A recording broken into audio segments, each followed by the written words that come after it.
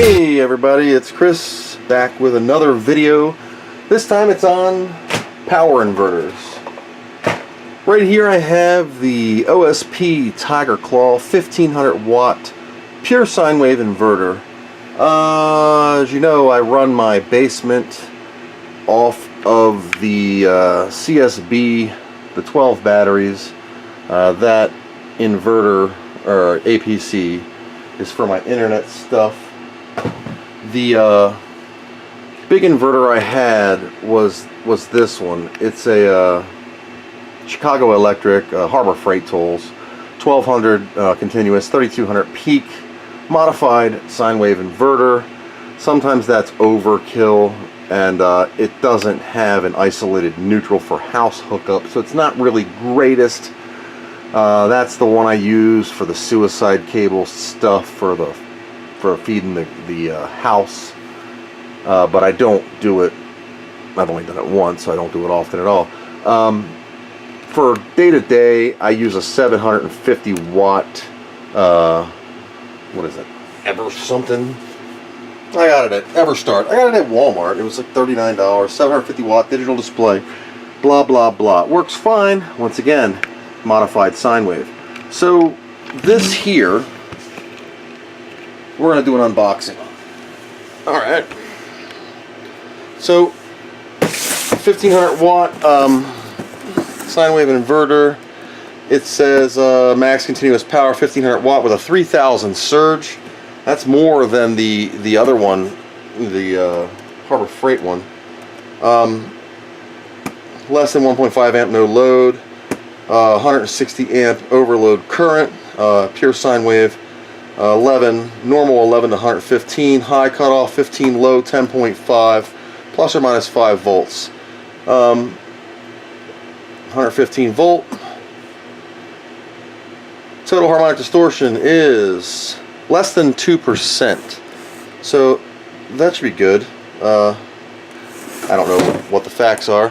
Now, several people have done an inverter review on this inverter, and it's got really high marks. It's a big inverter, so we have the box, of course, some styrofoam on both ends, a user manual. Apparently they sell everything from a 300 to a 3000 watt. So here it is. It is a pretty thick, heavy inverter, but it's very basic. And I'll go over the comparison, excuse me, between the two. So, yes, I'm in my PJs. So here's the original 1200 I had. You can see it's a little longer, side by side. It's a little taller, not much. The one I had a positive and negative on these threaded bolts with a ground, 2 output fans, 1 input fan, 2 jacks, no USB, and a power, off and on. That's it. There was no voltage regulation or anything. The 750 has a digital display, as does this one. This was another one I was using for a while. This was purchased at Lowe's. This is a 800 watt Stanley. It does have 1 USB port, 2 weather protected 120 volt outlets, and a digital display with a battery meter, a watt usage, thermatic fans, so they only came on when needed. It has your traditional screw in, which I do not care for, with a lock, 2 exhaust fans, air ventilation through some vents on the bottom. But this bad boy, very simple too, on, off, 2 AC output jacks, pure sine wave. The back, big old lugs. Look at that. That's some big stuff. Not too thrilled with these bolt things. Positive, negative, and a chassis ground. So let's pause for a second. I'll hook it up and we'll get a shot of this thing. Compare it with my kilowatt. So we're back. We're hooked up. I just hooked it up with a regular clamp to the battery. It's running a 100 amp max fuse to the inverter, ground to the negative post of the battery. And right now I have my cord to the entertainment center, a kilowatt meter, which I will attempt to get a good shot of here. Okay, so it's doing 122 volts, 60 hertz. How's this looking? 60 hertz, and we're pulling no watts. So I'm going to plug in the entertainment center, which is not on, but the TV will click.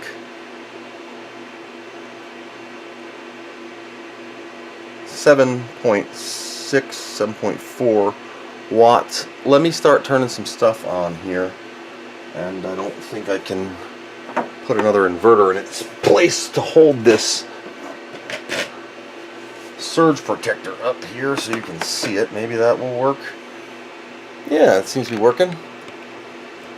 Okay, so we're drawing about 8 watts, 7 to 8 watts. So let me turn some stuff on. Everything is on right now. I don't think this is an accurate reading. 354 watts. I don't think so. Let's check the voltage amps.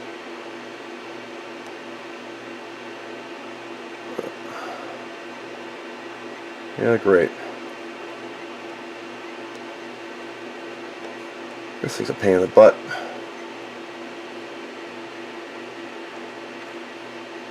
.35 amps. That's about 300 watts.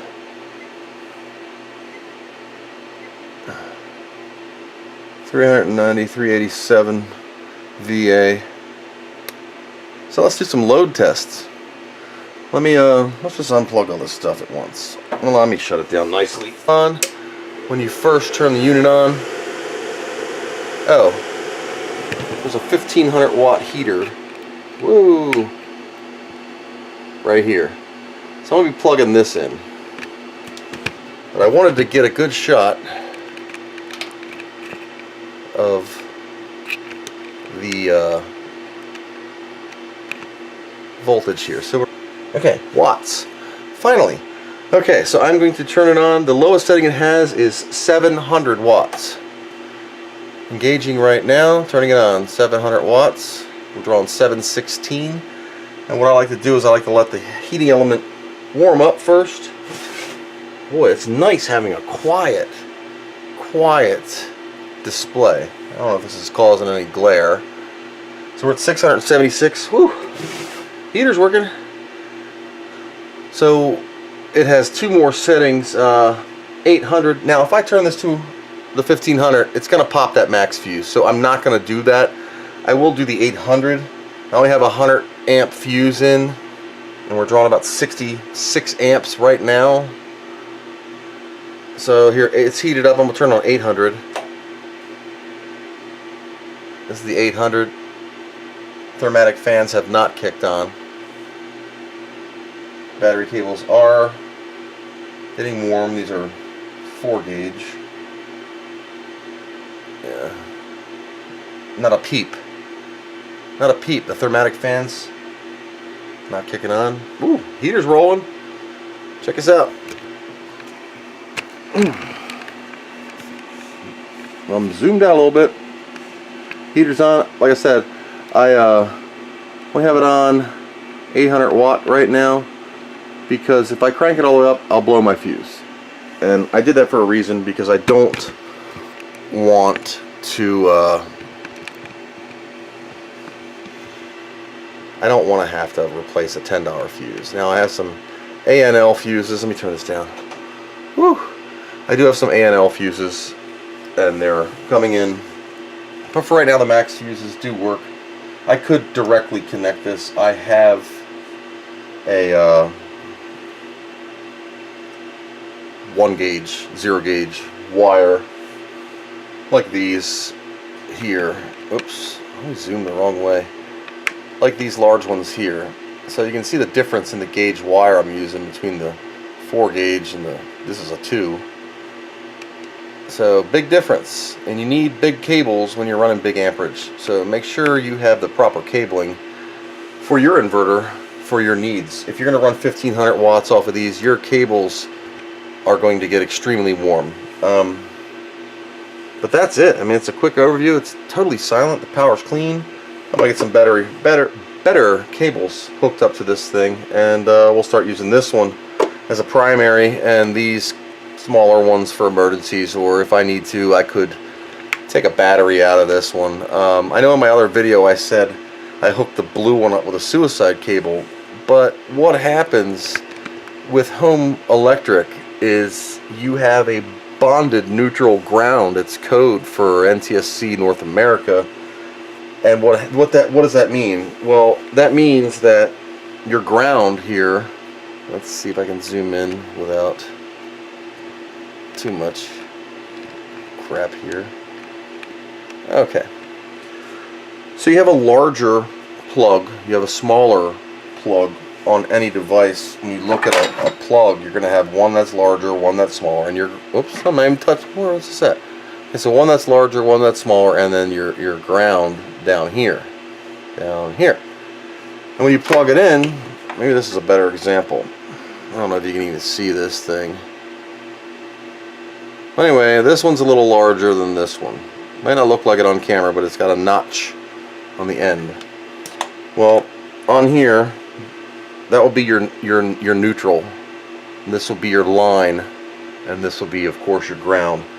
On these inverters, especially modified sine wave inverters, they don't have an isolated circuit. So the neutral and the ground basically produce current. And what that means is when you use a modified sine wave inverter and you put a suicide cable, which is just a male end on one, you know, basically this end on both sides, you plug one in here, you turn off your main breaker so you're not backfeeding a transformer, you plug one of these into one of your outlets in your house that nothing else is on, you're backfeeding your panel on the wall, and you can power the devices into your house by flipping your breakers back on. Only the 110s, not the 220s. And if you have two outlets, you can run one to each side. So how a circuit breaker panel works is half of it is on one line, 120, half of it is on the other, and of course your neutral in the center.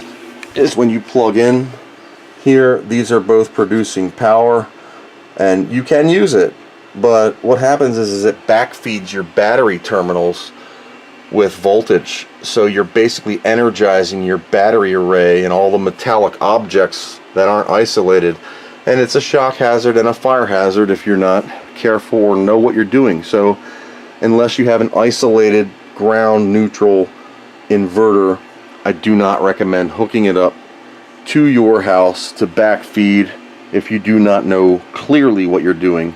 The only brand that really is meant for these are Samlex, S-A-M-L-E-X. It's a 1500, a 2000, and a 3000 watt. You'll know which ones they are because they have a hard wire capability. Some of the other Go Power could. Ames, I don't really care for Ames inverters because they're all now China crap. Samlex is made in America, and they're the best inverters you can buy, period. Bar none. They are the best inverters, but they're expensive. A 3000 watt Samlex inverter with an isolated GFIC outlet, or GFCI outlet. It comes with two of them, with a isolated neutral ground, just like your house power. You can plug it right on up with no worries. Is about $1,100. The 2000 watt you can pick up for about $700. You can get a Thor, T-H-O-R. They're made by Samlex. It's kind of like their lighter brand, and they work really well too, but I don't know if they still make Thor as a secondary subsidy of Samlex. But hey, if you're going to do this just for some home running like I do and not backfeeding, this seems like a really great inverter. It's quality built. It's all anodized aluminum. The heat sink, the piping works really well. It's better than the junk that you got. This was what did I pay for this? Like $215 or something like that. A couple $100, free shipping. Got it off of eBay. Took 3 days to get here.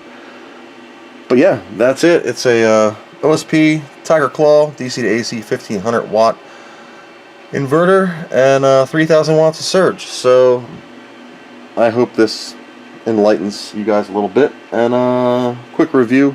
I'll do some more thorough testing later on. So hey, thanks for watching. Thumbs up, comment, subscribe. Take care.